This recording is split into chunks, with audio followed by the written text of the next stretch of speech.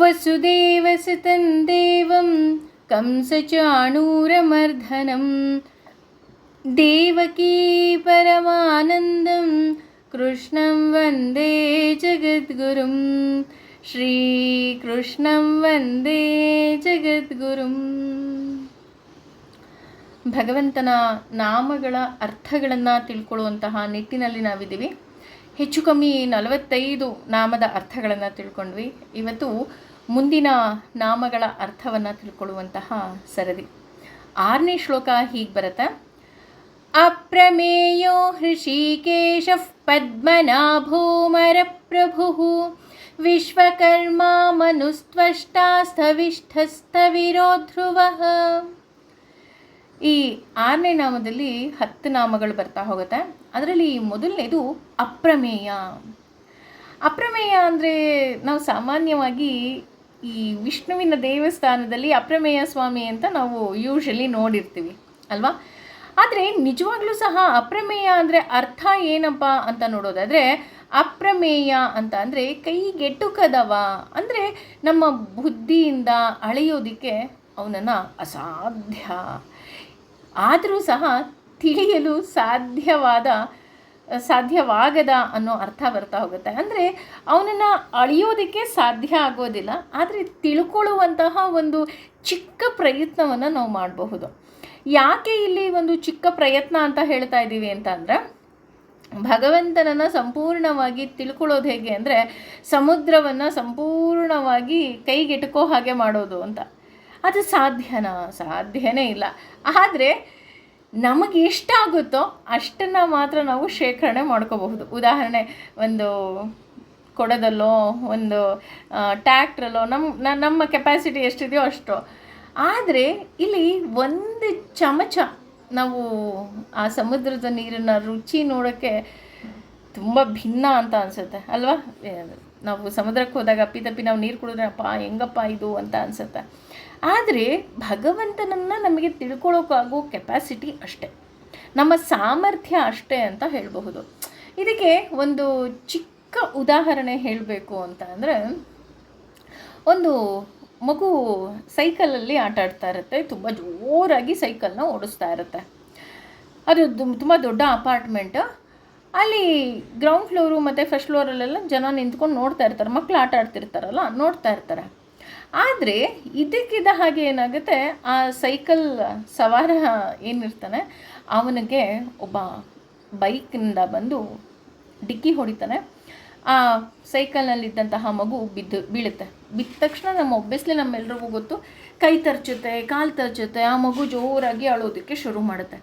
ಅಲ್ಲಿದ್ದವರೆಲ್ಲ ಬೈಯೋಕ್ಕೆ ಶುರು ಮಾಡ್ತಾರೆ, ಏನಪ್ಪ ನಿಂಗೆ ಅಷ್ಟು ಬುದ್ಧಿ ಇಲ್ವಾ, ನೀನು ಇಷ್ಟು ದೊಡ್ಡವನಾಗಿದೆಯಾ, ಬೈಕ್ ಓಡಿಸ್ತಾ ಇದೆಯಾ, ಆ ಮಗುನ ಬೀಳಿಸ್ಬಿಟ್ಟಿಯಲ್ಲ ಅಂತ. ಆದರೆ ಆ ಬೈಕ್ನೋ ನೀನು ಮಾತಾಡೋದೇ ಇಲ್ಲ, ಸುಮ್ಮನೆ ಬೈಕ್ ತೊಗೊಂಡು ಹೋಗ್ಬಿಡ್ತಾರೆ. ಆದರೆ ಇದು ನಮಗೆ ಕಾಣುವಂತಹ ದೃಶ್ಯ. ಇದೇ ದೃಶ್ಯವನ್ನು ಒಬ್ಬ 15ನೇ ಮಹಡಿಯಿಂದ ನೋಡ್ತಾ ಇರ್ತಾನೆ. ಅವನಿಗೆ ಗೊತ್ತಾಗುತ್ತೆ, ಅವನು ಆ ಬೈಕ್ ಸವಾರನಿಗೆ ಧನ್ಯವಾದವನ್ನು ಹೇಳ್ತಾನೆ. ಯಾಕೆ ಅಂತ ಅಂದರೆ, ಆ ಮಗು ಎದುರುಗಡೆ ಒಂದು ಲಾರಿ ಬರ್ತಾ ಇರುತ್ತೆ, ಅದು ಸಹ ವೇಗವಾಗಿರುತ್ತೆ. ಈ ಮಗುನು ತುಂಬ ಸ್ಪೀಡಾಗಿ ಅದ್ರ ಕಡೆನೇ ಹೋಗ್ತಾ ಇರುತ್ತೆ. ಎಲ್ಲಿ ಆ ಮಗು ಲಾರಿಗೆ ಡಿಕ್ಕಿ ಹೊಡೆದ್ಬಿಟ್ರೆ ಆ ಮಗು ಸಾವನ್ನಪ್ಪುತ್ತೋ ಅನ್ನೋ ಒಂದೇ ಒಂದು ಕಾರಣದಿಂದ ಈ ಬೈಕ್ ಸವಾರ ಬಂದು ಆ ಮಗುಗೆ ಡಿಕ್ಕಿ ಹೊಡಿತಾನೆ, ಹಾಗೂ ಆ ಮಗು ಬಿದ್ದೋಗುತ್ತೆ. ಅಂದರೆ ಇದರ ಅರ್ಥ ಏನಪ್ಪ ಅಂತ ನೋಡೋದಾದರೆ, ನಾವು ಸಹ ಅಷ್ಟೇ, ನಮ್ಮ ಜೀವನದಲ್ಲಿ ಚಿಕ್ಕ ಚಿಕ್ಕ ಚಿಕ್ಕ ತೊಂದರೆಗಳು ಬಂದ ತಕ್ಷಣ ನಾವು ತುಂಬ ಭಗವಂತನಿಗೆ ಮೊದಲು ಬೈಯೋದೇ ಪಾಪ ಭಗವಂತನಿಗೆ, ಅವನು ನನಗೆ ಕಷ್ಟ ಕೊಟ್ಬಿಟ್ಟ ಹಾಗೆ ಹೀಗೆ. ಆದರೆ ಭಗವಂತ ಮುಂದೆ ಯಾವುದೋ ಒಂದು ದೊಡ್ಡ ಕಂಟಕವನ್ನು ನಿವಾರಿಸ್ತಾನೆ ಅಂತ ನಮಗೆ ಗೊತ್ತಾಗೋದಿಲ್ಲ. ನಾವು ಅದರಿಂದ ತುಂಬ ಹೊರಗಡೆ ಬಂದು ನಿಂತು ನೋಡಿದಾಗ ಮಾತ್ರ ನಮಗೆ ಗೊತ್ತಾಗುತ್ತೆ. ಹಾಗೆಯೇ ಇಲ್ಲಿ ಭಗವಂತ ನಮ್ಮ ಕೈಗೆ ಎಟ್ಕೋದಿಲ್ಲ, ನಮ್ಮ ಬುದ್ಧಿಶಕ್ತಿಯಿಂದ ಅವನನ್ನು ಅಳೆಯೋದಕ್ಕೆ ಸಾಧ್ಯ ಇಲ್ಲ. ಅವನಿಗೆ ನಾವು ಎಷ್ಟು ಧನ್ಯವಾದ ಹೇಳಿದ್ರೂ ಸಹ ತುಂಬ ಕಮ್ಮಿನೇ. ಯಾಕಪ್ಪ ತುಂಬ ಕಮ್ಮಿ ಅಂತ ಅಂದರೆ, ಅವನಿಗೆ ನಾವು ಎಷ್ಟು ಧನ್ಯವಾದವನ್ನು ಹೇಳಿದ್ರೂ ಸಹ ನಮ್ಮ ದಿನನಿತ್ಯದಲ್ಲಿ ಅವನು ನಮಗೆ ತೋರುವಂತಹ ಕರುಣೆ ಏನಿದೆ ಅದು ಸಮುದ್ರದ ಹಾಗೆ. ನಮಗೆ ಗಾಳಿಯನ್ನು ಕೊಡ್ತಾನೆ, ನಮಗೆ ಆಶ್ರಯವನ್ನು ಕೊಡ್ತಾನೆ, ನಮ್ಮ ಆಗು ಹೋಗುಗಳನ್ನು ನೋಡ್ಕೊಳ್ತಾನೆ. ಹಾಗಾಗಿ ಆತ ಅಪ್ರಮೇಯ. ಆದ್ದರಿಂದ ಆತ ನಮ್ಮ ಅಳತೆಗೆ ಸಿಕ್ಕೋದಕ್ಕೆ ಸಾಧ್ಯನೇ ಇಲ್ಲ. ಇನ್ನು ಹೃಷಿಕೇಶ ಅಂತ ತೆಗೆದುಕೊಂಡ್ರೆ ನಮ್ಮೆಲ್ಲರಿಗೂ ಗೊತ್ತಿರೋ ಹಾಗೆ ಭಗವಂತನನ್ನು ಹುಡುಕ್ತಾ ಹೋದರೆ ಆತ ನಮ್ಮಿಂದ ದೂರ ಹೋಗ್ತಾನೆ. ಅವನು ನಮ್ಮ ಕೈಗೆ ಸಿಕ್ಕೋದೇ ಇಲ್ಲ. ಆದ್ದರಿಂದ ಅವನನ್ನು ನಾವು ಎಲ್ಲೋ ಹುಡುಕುವ ಬದಲು ನಾವು ನಮ್ಮ ಮನಸ್ಸಿನ ಒಳಗೆ ಹುಡುಕಬೇಕು. ಯಾಕೆ ಅಂದರೆ ಅವನು ಇನ್ನೆಲ್ಲೋ ಇಲ್ಲ, ನಮ್ಮ ಹೃತ್ಕಮಲದಲ್ಲಿ ಇದ್ದಾನೆ ಅಂತ ಹೇಳ್ತಾ ಹೋಗ್ತಾರೆ. ಹಾಗೆಯೇ ಹೃಷಿಕಗಳಿಗೆ ನಿಯಂತ್ರಣ ಮಾಡುವವನು ಹೃಷಿಕೇಶ ಅಂತ ಹೇಳ್ತಾರೆ. ಅಂದರೆ ನಮ್ಮ 5 ಕರ್ಮೇಂದ್ರಿಯ ಮತ್ತು 5 ಜ್ಞಾನೇಂದ್ರಿಯಗಳನ್ನು ಆತ ನಿಯಂತ್ರಿಸ್ತಾ ಹೋಗ್ತಾನೆ. ಆದ್ದರಿಂದ ಆತನನ್ನು ಇಂದ್ರಿಯದಲ್ಲಿ ನಾವು ನೋಡಬೇಕು ಅಂತ ಹೇಳ್ತಾ ಹೋಗ್ತಾರೆ. ಅಂದರೆ ಇಂದ್ರಿಯಗಳ ಬಾಗಿಲನ್ನು ಮುಚ್ಚಿ ನಮ್ಮ ಒಳಗಡೆ ನಮ್ಮ ಹೃದಯದಲ್ಲಿ ಆತನನ್ನು ಹುಡುಕಬೇಕು. ಅಷ್ಟೇ ಅಲ್ಲ, ನಮ್ಮ 5 ಕರ್ಮೇಂದ್ರಿಯ, 5 ಜ್ಞಾನೇಂದ್ರಿಯ ಮತ್ತು 1 ಬುದ್ಧಿಯುಕ್ತ ಮನಸ್ಸನ್ನು ಕಂಟ್ರೋಲ್ ಮಾಡೋನು ಅವನೇ. ಆದ್ದರಿಂದಲೇ ಪ್ರತಿದಿನ ನಾವು 11 ಗಂಟೆ 11 ನಿಮಿಷಕ್ಕೆ 11 ಬಾರಿ ಭಗವಂತನ ನಾಮಸ್ಮರಣೆಯನ್ನು ಮಾಡ್ತೀವಿ. ಅಷ್ಟೇ ಅಲ್ಲ, ನಮ್ಮ ಎಲ್ಲ ಇಂದ್ರಿಯಗಳನ್ನು, ಅದರಲ್ಲೂ ನಮ್ಮ ಮನಸ್ಸು ಕಣ್ರಿ, ಕುತ್ಕೊಂಡ್ರೂ ಕುತ್ಕೊಳ್ಳೋದಿಲ್ಲ, ಮಂಗನ ಹಾಗೆ ಹಾರಿಬಿಡುತ್ತೆ. ಆ ಮಂಗನ ಮನಸ್ಸನ್ನು ಸಹ ಆತ ನಿಯಂತ್ರಿಸ್ತಾ ಹೋಗ್ತಾನೆ. ಹಾಗಾಗಿ ಆತ ಹೃಷಿಕೇಶ.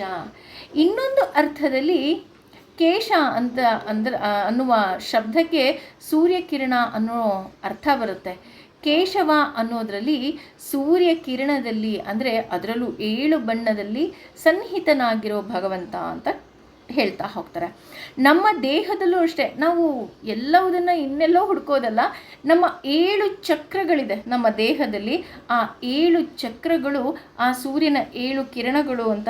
ಹೇಗೆ ಆ ಸೂರ್ಯನಿಗೆ 7 ಕಿರಣಗಳಿರುತ್ತೆ, ಆ 7 ಕಿರಣ ಎಲ್ಲಿಂದ ಬಂತು ಅಂತ ನೋಡೋದಾದರೆ, ಅಗ್ನಿಗೆ 7 ನಾಲಿಗೆ, ಆ 7 ನಾಲಿಗೆಯೇ 7 ಕಿರಣ ಅಂತ ಹೇಳ್ತಾ ಹೋಗ್ತಾರೆ.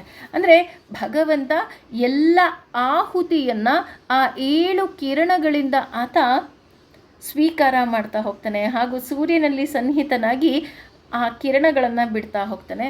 ಆ 7 ಕಿರಣಗಳು ಇನ್ನೆಲ್ಲೋ ಇಲ್ಲ, ನಮ್ಮ 7 ಚಕ್ರದಲ್ಲಿ ಇದೆ.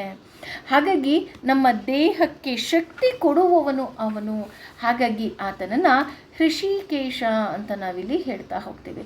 ಹೇಗೆ ಅಗ್ನಿಯಲ್ಲಿ ಹಾಕುವ 7 ಆಹುತಿ, ಅಂದರೆ 7 ನಾಲಿಗೆಯಿಂದ ಆಹುತಿಯನ್ನು ಸ್ವೀಕಾರ ಮಾಡ್ತಾನೆ, ಹಾಗೂ ಸೂರ್ಯನಲ್ಲಿ ಸನ್ನಿಹಿತನಾಗಿ ಆ 7 ಕಿರಣಗಳಲ್ಲಿ ಸನ್ನಿಹಿತನಾಗಿರ್ತಾನೆ. ಅಷ್ಟೇ ಅಲ್ಲದೆ ನಮ್ಮ 11 ಇಂದ್ರಿಯಗಳನ್ನು ಸಹ ಆತ ನಿಯಂತ್ರಿಸ್ತಾ ಇರ್ತಾನೆ. ಹಾಗಾಗಿ ಆತನನ್ನು ನಾವು ಹೃಷಿಕೇಶ ಅಂತ ನಾವಿಲ್ಲಿ ಕರಿತಾ ಹೋಗ್ತೀವಿ. ಇನ್ನು ಪದ್ಮನಾಭ ಅಂತ ಕರೆದ್ರೆ ನಮ್ಮೆಲ್ಲರಿಗೂ ಗೊತ್ತು, ಭಗವಂತ ಕ್ಷೀರಸಾಗರದ ಮಧ್ಯದಲ್ಲಿ ಪದ್ಮನಾಭನಾಗಿ, ಅಂದರೆ ಆರಾಮಾಗಿ ಮಲಗಿರ್ತಾನೆ. ಅವನಿಗೆ ಪದ್ಮನಾಭ ಅಂತ ಯಾಕೆ ಕರೀತಾರೆ ಅಂದರೆ, ಅವನ ನಾಭಿಯಿಂದ ಒಂದು ಕಮಲ ಉತ್ಪತ್ತಿ ಆಗುತ್ತೆ. ಹಾಗೂ ಆ ಕಮಲಕ್ಕೆ 14 ದಳಗಳು, ಆ 14 ದಳಗಳೇ 14 ಲೋಕಗಳು. ಆ 14 ಲೋಕಗಳ ಮಧ್ಯದಲ್ಲಿ, ಅಂದರೆ ಆ ಕಮಲದ ಮಧ್ಯದಲ್ಲಿ ಬ್ರಹ್ಮನನ್ನು ಸೃಷ್ಟಿ ಮಾಡಿ, ಆ ಬ್ರಹ್ಮನಿಗೆ ಹಯಗ್ರೀವ ಅವತಾರದಲ್ಲಿ ಸಮಸ್ತ ವೇದಗಳನ್ನೂ ಸಹ ಧಾರೆ ಎರೆದು ಸೃಷ್ಟಿಕಾಲಕ್ಕೆ ಅವನನ್ನು ಕಾರ್ಯಕ್ಕೆ ಆತನನ್ನು ಬಿಡ್ತಾನಂತೆ. ಹಾಗಾಗಿ ಭಗವಂತನನ್ನು ಪದ್ಮನಾಭ ಅಂತ ಕರಿತಾ ಹೋಗ್ತೀವಿ. ಅಂದರೆ ಆ 14 ಲೋಕಗಳ ತಾವರೆಯನ್ನು ಸೃಷ್ಟಿಸಿರುವ ಭಗವಂತ, ಪದ್ಮದ ಆಕಾರದಲ್ಲಿ ಭಗವಂತ ಆ 14 ಲೋಕಗಳನ್ನು ಸೃಷ್ಟಿ ಮಾಡ್ತಾನೆ. ಹಾಗಾಗಿ ಆತ ಪದ್ಮನಾಭ. ಇನ್ನು ಅಮರಪ್ರಭು ಅಂತ ತೆಗೆದುಕೊಂಡ್ರೆ, ಮರರು ಅಂದರೆ ಮರಣ ಹೊಂದುವವರು ಅನ್ನೋ ಅರ್ಥ ಬರುತ್ತೆ. ಅಮರರು ಅಂದರೆ ಮರಣವಿಲ್ಲದವರು ಅನ್ನೋ ಅರ್ಥ ಬರ್ತಾ ಹೋಗುತ್ತೆ. ಮರಣ ಕೇವಲ ಭೌತಿಕ ಶರೀರಕ್ಕೆ ಹೊರತು ಸ್ಥೂಲ ಶರೀರಕ್ಕೆ ಅಲ್ಲ. ಮುಕ್ತಿ ಪಡೆದ ಎಲ್ಲ ಜೀವರರು ಸಹ ಅಮರರು. ಬ್ರಹ್ಮಾದಿ ದೇವತೆಗಳು ಸಹ ಅಮೃತಪಾನದಿಂದ ಅಮರರಾಗಿದ್ದರೂ ಕೂಡ ಕೆಲವು ಕಲ್ಪಗಳ ನಂತರ ಅವರಿಗೂ ಸಹ ಮೋಕ್ಷವಿದೆ. ಹಾಗಾಗಿ ಬ್ರಹ್ಮಾದಿ ದೇವತೆಗಳ ಆಯಸ್ಸು ಸಹ ದೀರ್ಘವಾಗಿರುತ್ತೆ. ಆದ್ದರಿಂದ ಅವರನ್ನು ಅಮರರು ಅಂತ ನಾವಿಲ್ಲಿ ಕರಿತಾ ಹೋಗ್ತೀವಿ. ಹಾಗಾಗಿ ಎಲ್ಲ ದೇವಾನುದೇವತೆಗಳಿಗೆ ಭಗವಂತ ಮುಕ್ತಿಯನ್ನು ಕೊಡುವುದರಿಂದ ಆತನನ್ನು ಅಮರಪ್ರಭು ಅಂತ ನಾವಿಲ್ಲಿ ಕರೀತಾ ಹೋಗ್ತೀವಿ. ಇನ್ನು ವಿಶ್ವಕರ್ಮ ಅಂತ ತೆಗೆದುಕೊಂಡ್ರೆ ನಮ್ಮೆಲ್ರಿಗೂ ಗೊತ್ತು, ವಿಶ್ವಕರ್ಮ ಅಂದರೆ ವಿಶ್ವದ ವಿನ್ಯಾಸಕಾರ ಭಗವಂತ. ಈ ವಿಶ್ವವನ್ನು ಹೇಗೆ ವಿನ್ಯಾಸ ಮಾಡ್ತಾನಪ್ಪ ಅಂತ ನೋಡೋದಿದ್ರೆ, ಈ ವಿಶ್ವವನ್ನು 50 ಅವಯವಗಳಿಂದ, ಅಂದರೆ ಪ್ರಕೃತಿ ಮತ್ತು ನಿವೃತ್ತಿ ಅನ್ನುವ 2 ಹಣ್ಣುಗಳಿರುವ ಈ ಮರಗಳನ್ನಾಗಿ ವರ್ಣಿಸ್ತಾ ಹೋಗ್ತಾರೆ. ಈ ಪ್ರಕೃತಿ ಮತ್ತು ನಿವೃತ್ತಿ ಪ್ರವೃತ್ತಿ ಮತ್ತು ನಿವೃತ್ತಿ ಅಂದರೆ ಏನು ಅಂತ ನೋಡೋದಾದರೆ, ಪ್ರವೃತ್ತಿ ಅಂದರೆ ಭೌತಿಕ ಸುಖದ ಬೆನ್ನು ಹತ್ತುವ ಕರ್ಮಜೀವಿಗಳು. ನಿವೃತ್ತಿ ಅಂತ ಅಂದರೆ ಭೌತಿಕ ಸುಖಕ್ಕೆ ಬೆನ್ನು ಹಾಕಿ ಮೋಕ್ಷದತ್ತ ಪಯಣಿಸುವವರು ಅನ್ನೋ ಅರ್ಥ ಬರುತ್ತೆ. ಭಗವಂತ ಈ ಅಪೂರ್ವವಾದ ವಿನ್ಯಾಸದ ಹಿಂದಿರುವ 50 ಪ್ರಮುಖ ಅಂಗಗಳು ಹೇಗಿದೆ ಅಂತ ಆ ಮರವನ್ನು ವರ್ಣನೆ ಮಾಡ್ತಾ ಹೋಗ್ತಾರೆ. ನಿಜಕ್ಕೂ ಸಹ ತುಂಬ ಸುಂದರವಾಗಿದೆ ಕಣ್ರಿ. ಈ ಏನೆಲ್ಲ ಇದೆ ಈ 50 ಅಂಗಾಂಗಗಳು ಅಂತ ನೋಡೋದಾದರೆ, ಮೊದಲನೇದು ಏಕಾಯನ, ಅಂದರೆ ಈ ವಿಶ್ವಕ್ಕೆ ಮೂಲ ಪ್ರಕೃತಿ, ಅದನ್ನೇ ಇಲ್ಲಿ ಮರ ಅಂತ ನಾವಿಲ್ಲಿ ಕರಿತಾ ಹೋಗ್ತೀವಿ. ಇನ್ನು 2 ಮತ್ತು 3ನೇದನ್ನು ವಿಫಲ, ಅಂದರೆ ಮೇಲೆ ಹೇಳಿರುವಂತಹ ಪ್ರವೃತ್ತಿ ಮತ್ತು ನಿವೃತ್ತಿ ಅನ್ನುವ 2 ಹಣ್ಣುಗಳು ಅಂತ ವಿವರಣೆ ಮಾಡ್ತಾ ಹೋಗ್ತಾರೆ. ಇನ್ನು ಮುಂದುವರೆದು ತ್ರಿಮೂಲ ಅಂತ ಕರೀತಾರೆ. ಅಂದರೆ ಸತ್ವ, ರಜಸ್ಸು ಮತ್ತು ತಮಸ್ಸು ಅನ್ನೋ 3 ಬೇರುಗಳು ಆ ಮರಕ್ಕೆ ಇದೆ. ಹಾಗೆಯೇ ಆ ಮರಕ್ಕೆ ಇನ್ನೂ ಏನೆಲ್ಲ ಇದೆ ಅಂತ ನೋಡೋದಾದರೆ ಚತುರಸಹ ಅಂತ ಕರೀತಾರೆ. ಅಂದರೆ ಧರ್ಮ, ಅರ್ಥ, ಕಾಮ ಮತ್ತು ಮೋಕ್ಷ ಅನ್ನೋ 4 ರಸಗಳಿದೆ ಅಂತ ಕರೀತಾರೆ. ಹಾಗೆ ಪಂಚಶಿಖ ಯಾವ್ಯಾವುದು ಅಂದರೆ ಮಣ್ಣು, ನೀರು, ಬೆಂಕಿ, ಗಾಳಿ ಮತ್ತು ಆಕಾಶ. ಹಾಗೆ 5 ಅಥವಾ ಕೆಲವರು ಹೇಗೆ ವರ್ಣನೆ ಮಾಡ್ತಾರೆ ಅಂದರೆ ಶಬ್ದ, ಸ್ಪರ್ಶ, ರೂಪ, ರಸ ಮತ್ತು ಗಂಧ ಅಂತಲೂ ಸಹ ವರ್ಣನೆಯನ್ನು ಮಾಡ್ತಾ ಹೋಗ್ತಾರೆ. ಇನ್ನು ಷಡಾತ್ಮ ಅಂದರೆ 6 ಸ್ವಭಾವಗಳಾದ ಮೋಕ್ಷ, ಶೋಕ, ಹಸಿವು, ಬಾಯಾರಿಕೆ, ಅಜ್ಞಾನ ಮತ್ತು ವ್ಯಾಧಿ, 6 ಬೆಳವಣಿಗೆಯ ಹಂತಗಳಾದ ನಾವು ಒಂದು ಮನುಷ್ಯನ ಆಕಾರದಲ್ಲಿ ನೋಡೋದಾದರೆ ಭ್ರೂಣಸ್ಥಿತಿ, ಹುಟ್ಟುವುದು, ಬೆಳೆಯುವುದು, ಬೆಳೆಯುತ್ತಾ ಬದಲಾಗುತ್ತಾ ಮುದಿಯಾಗುವುದು, ಕೊನೆಗೆ ಮುದಿಯಾಗಿ ಸಾಯುವುದು. ಇದು ಸಹ ನಮ್ಮ ಜೀವನದ 6 ಸ್ಥಿತಿಗಳು ಅಂತ ನಾವು ಹೇಳ್ತಾ ಹೋಗ್ತೀವಿ. ಹಾಗೆ ಸಪ್ತತ್ವಕ್ ಅಂತ ಹೇಳ್ತಾರೆ. ಅಂದರೆ 7 ತೊಗಟೆಗಳು, ಅಂದರೆ ಚರ್ಮದ ಹೊರಭಾಗ, ಚರ್ಮ ಅಂದರೆ ಚರ್ಮದ ಒಳಭಾಗ, ಹಾಗೂ ಮಾಂಸ, ರಕ್ತ, ಮೇಧಸ್ಸು, ಮಜ್ಜ ಮತ್ತು ಅಸ್ಥಿ. ಹಾಗೆ ವಿಠಪ ಅಂತ ಹೇಳ್ತಾರೆ. ಅಂದರೆ ಈ 8 ದೇವತೆಗಳಾದ ದೇವತೆಗಳು, ಗಂಧರ್ವರು, ದಾನವರು, ರಾಕ್ಷಸರು, ಪಿಚಾಚಿಗಳು, ಪ್ರಾಣಿಗಳು, ಮನುಷ್ಯರು ಹಾಗೂ ಸ್ಥಾವರಗಳು ಅಂತ ಹೇಳ್ತಾ ಹೋಗ್ತಾರೆ. ಇನ್ನು ನವಾಕ್ಷ ಅಂದರೆ ನಮ್ಮ ದೇಹದಲ್ಲಿ ಇರುವ 9 ನವದ್ವಾರಗಳು ಅಂತ ಹೇಳ್ತಾ ಹೋಗ್ತಾರೆ. ಅದು ಯಾವ್ಯಾವುದು ಅಂದರೆ ಕಣ್ಣು, ಕಿವಿ, ಮೂಗು, ಬಾಯಿ, ಮಲ, ಮೂತ್ರ ದ್ವಾರಗಳು ಅಂತ ಹೇಳ್ತಾ ಹೋಗ್ತಾರೆ. ಇನ್ನು 10 ಎಲೆಗಳು ಅಂದರೆ 10 ಎಲೆಗಳು ಯಾವ್ಯಾವುದಪ್ಪ ಅಂತ ನೋಡೋದಾದರೆ ನಮ್ಮ 5 ಕರ್ಮೇಂದ್ರಿಯ ಮತ್ತು 5 ಜ್ಞಾನೇಂದ್ರಿಯ. ಈ ರೀತಿ ಇಂತಹ ವಾಸ್ತುಶಿಲ್ಪವನ್ನು ಭಗವಂತ ವಿಶೇಷವಾಗಿ ವಿನ್ಯಾಸಗೊಳಿಸ್ತಾನೆ. ಆದ್ದರಿಂದ ಭಗವಂತನನ್ನು ವಿಶ್ವಕರ್ಮ ಅಂತ ನಾವಿಲ್ಲಿ ಕರಿತಾ ಹೋಗ್ತೀವಿ. ಈ ಪ್ರಪಂಚದಲ್ಲಿ ಒಂದು ವಸ್ತುವಿನ ಹಾಗೆ ಇನ್ನೊಂದು ವಸ್ತು ಇರೋದಕ್ಕೆ ಸಾಧ್ಯವೇ ಇಲ್ಲ. ಅದಕ್ಕೆ ಅದ್ವಿತೀಯವಾದ ವಿನ್ಯಾಸ ಅಂತ ಹೇಳಬೇಕು ಅಂದರೆ ನಮ್ಮ ಫಿಂಗರ್ ಪ್ರಿಂಟ್ ಅಲ್ವಾ, ಬೆರಳಚ್ಚು. ಈಗ ಇಲ್ಲಿ ಎಷ್ಟು ಕೋಟಿ ಜೀವರಾಶಿಗಳಿದೆ, ಆದರೆ ಒಬ್ಬರ ಬೆರಳಚ್ಚು ಇದ್ದ ಹಾಗೆ ಇನ್ನೊಬ್ಬರ ಬೆರಳಚ್ಚಿಲ್ಲ. ಹಾಗಾಗಿ ಇಂತಹ ಅಸಾಮಾನ್ಯ ವಿನ್ಯಾಸವನ್ನು ಭಗವಂತ ಮಾಡ್ತಾ ಹೋಗ್ತಾನೆ. ಹಾಗೆ ಹಲವಾರು ಅರ್ಥಗಳು ಬರ್ತಾ ಹೋಗುತ್ತೆ. ಇನ್ನೊಂದು ಅರ್ಥ ನೋಡೋದಾದರೆ ವಿಶ್ವ ಅನ್ನುವ ಪದಕ್ಕೆ ಎಲ್ಲ ಅನ್ನುವ ಅರ್ಥನೂ ಬರ್ತಾ ಹೋಗುತ್ತೆ.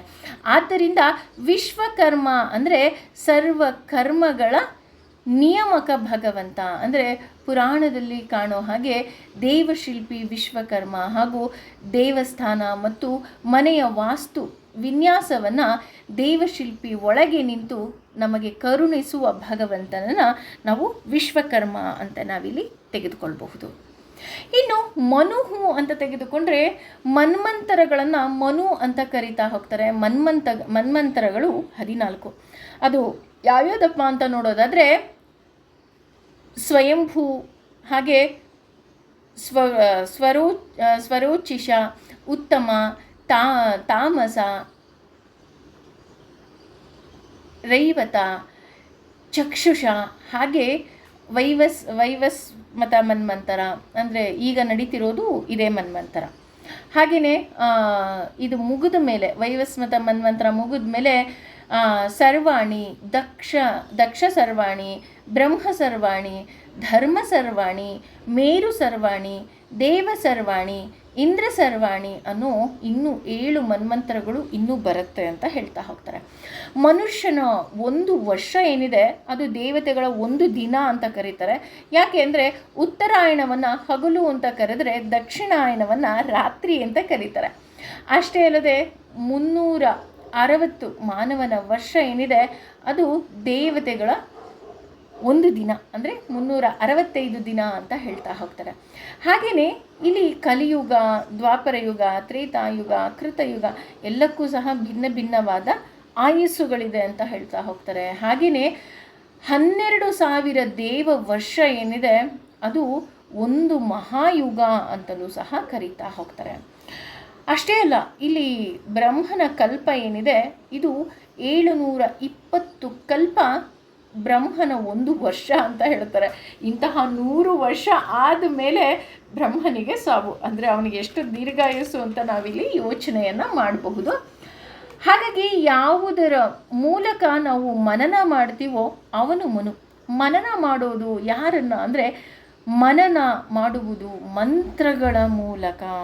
ನಾವು ಯಾರನ್ನು ಮಂತ್ರದಿಂದ ನಾವು ಜ್ಞಾಪಿಸ್ಕೊಳ್ತೀವೋ ಅವನು ಆದ್ದರಿಂದ ಮನು ಅಂದರೆ ಮನುವಿನ ಒಳಗಿದ್ದು, ಅಂದರೆ ಮನ್ಮಂತ್ರಗಳ ಒಳಗೆ ಹಾಗೂ ಮಂತ್ರಗಳ ಒಳಗೆ. ನಾವೇನು ಮನ್ಮಂತ್ರ ಅಂತ 14 ಮನ್ಮಂತ್ರಗಳನ್ನು ನೋಡಿದ್ವಿ, ಅದು ಹಾಗೂ ನಮ್ಮ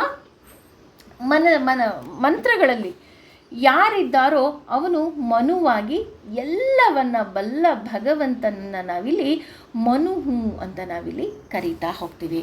ಈ ರೀತಿ ವಿಶೇಷವಾದ ಅರ್ಥಗಳು ಬರ್ತಾ ಹೋಗುತ್ತೆ. ತ್ವಷ್ಟ ಅಂತ ತೆಗೆದುಕೊಂಡ್ರೆ ಉಳಿಯಿಂದ ಮರಗಳನ್ನ ಕೆತ್ತುವ ಶಿಲ್ಪಿ ಅನ್ನುವ ಅರ್ಥ ಬರ್ತಾ ಹೋಗುತ್ತೆ.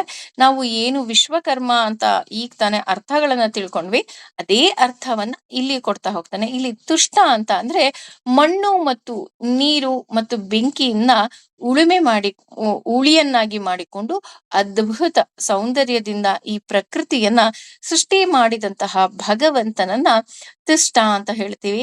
ಅಷ್ಟೇ ಅಲ್ಲದೆ ಪ್ರಳಯ ಕಾಲದಲ್ಲಿ ಎಲ್ಲವನ್ನ ಸಂಹರಿಸುವ ಭಗವಂತ.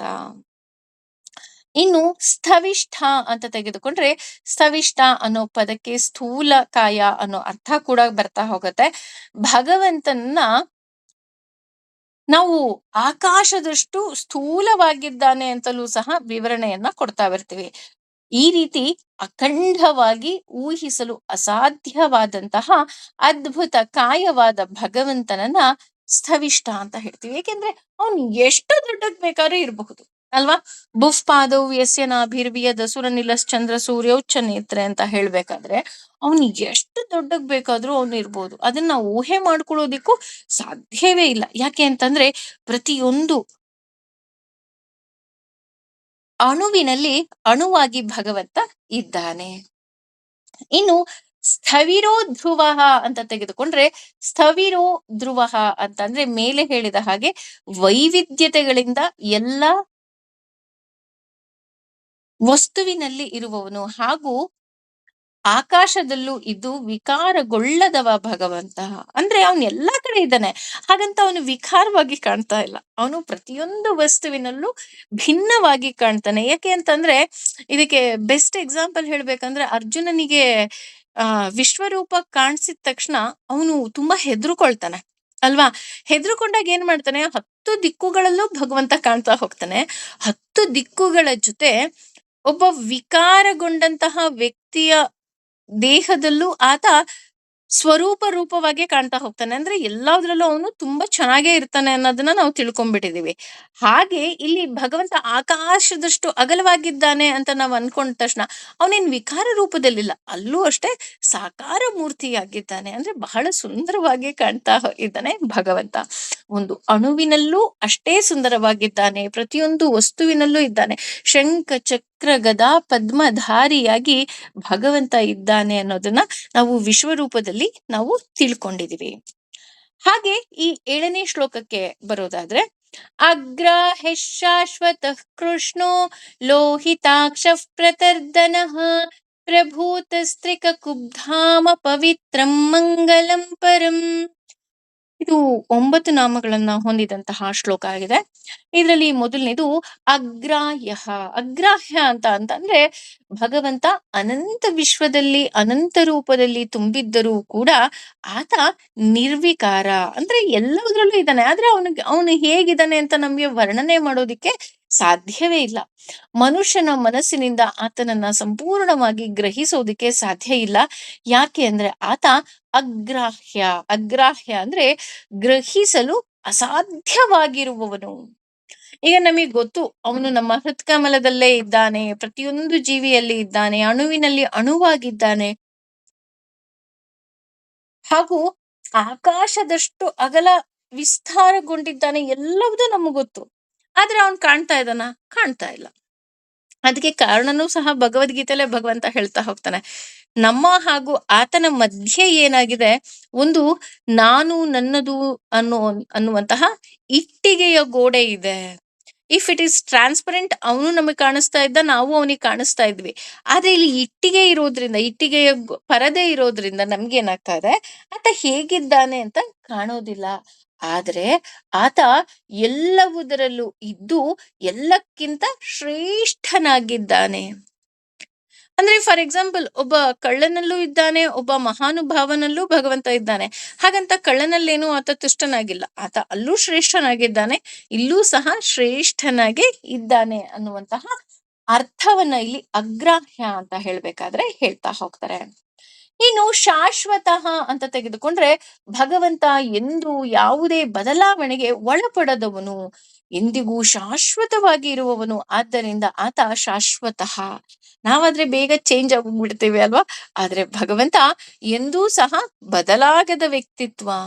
ಅವನು ಯಾವುದೋ ಒಂದು ನಿರ್ಧಾರವನ್ನ ತೆಗೆದುಕೊಂಡ್ರೆ ಅದು ಅಚಲವಾಗಿರುತ್ತೆ. ಆದ್ರೆ ನಮ್ಮ ನಿರ್ಧಾರ ಹಾಗಿರೋದಕ್ಕೆ ಸಾಧ್ಯವೇ ಇಲ್ಲ. ಇನ್ನು ಕೃಷ್ಣ ಕೃಷ್ಣ ಅನ್ನೋದಿಕ್ಕೆ ಬಹುಶಃ 1 ಗಂಟೆ ಅಲ್ಲ, 2 ಗಂಟೆ ಮಾತಾಡಿದ್ರು ತುಂಬಾ ಕಮ್ಮಿ ಅಂತ ನನಗನ್ಸುತ್ತೆ. ಯಾಕೆ ಅಂತ ಅಂದ್ರೆ, ಕೃಷ್ಣ ಅಂದ ತಕ್ಷಣ ನಮ್ಮ ಕಣ್ಣಿಗೆ, ನಮ್ಮ ತಲೆಯಲ್ಲಿ ಓಡೋದು ದೇವಕಿಯ ಮಗ ಅಂತ ಅಲ್ಲ, ದೇವಕೀ ಸುತ ಅಂತ ಹೇಳ್ತೀವಿ. ಹಾಗೇನೆ ಕರ್ಷತಿ ಇತಿ ಕೃಷ್ಣ ಅಂತ ಹೇಳ್ತಾ ಹೋಗ್ತಾರೆ. ಅಂದ್ರೆ ಎಲ್ಲವನ್ನ ಆತ ಆಕರ್ಷಣೆ ಮಾಡ್ತಾ ಹೋಗ್ತಾನೆ. ಎಲ್ಲರನ್ನ ಹೇಳ್ತಾ ಹೋಗ್ತಾರೆ, ಕೃಷ್ಣನನ್ನ ಮಾತ್ರ ಪೂಜೆ ಮಾಡ್ಬೇಡ, ಯಾಕೆಂದ್ರೆ ಅವ್ನು ನಿನಗ್ ತುಂಬಾ ಕಷ್ಟ ಕೊಡ್ತಾನೆ. ಹೌದಾ, ಕಷ್ಟ ಕೊಡ್ತಾನ ಅಂತ ನೋಡೋದಿದ್ರೆ, ಅವನು ಕಷ್ಟ ಕೊಡೋದು ಕೇವಲ ನಾನು ಪರಿಪಕ್ವವಾಗಬೇಕು ಅನ್ನೋ ಒಂದೇ ಒಂದು ಉದ್ದೇಶದಿಂದ. ಹೇಗೆ ಅಂತ ಅಂದ್ರೆ, ಒಂದು ಚಿನ್ನವನ್ನ ಬೆಂಕಿಗೆ ಹಾಕ್ತಾರೆ. ಯಾಕೆ ಬೆಂಕಿಗೆ ಹಾಕ್ತಾರೆ ಅಂದ್ರೆ, ಅದು ಕರಗಿ ಕೇವಲ ಅಪ್ಪಟವಾದ ಚಿನ್ನ ಮಾತ್ರ ಬರಲಿ ಅನ್ನೋದು ಅದರ ಉದ್ದೇಶ ಆಗಿರತ್ತೆ. ಹಾಗಾಗಿ ಇಲ್ಲಿ ಭಗವಂತ ಏನ್ ಮಾಡ್ತಾನೆ, ನಮ್ಮನ್ನ ಕಷ್ಟಗಳಿಗೆ ದೂಕ್ತಾನೆ. ಯಾಕೆ? ನಾವು ಪರ್ಫೆಕ್ಟ್ ಆಗ್ಬೇಕು ಅಂತ.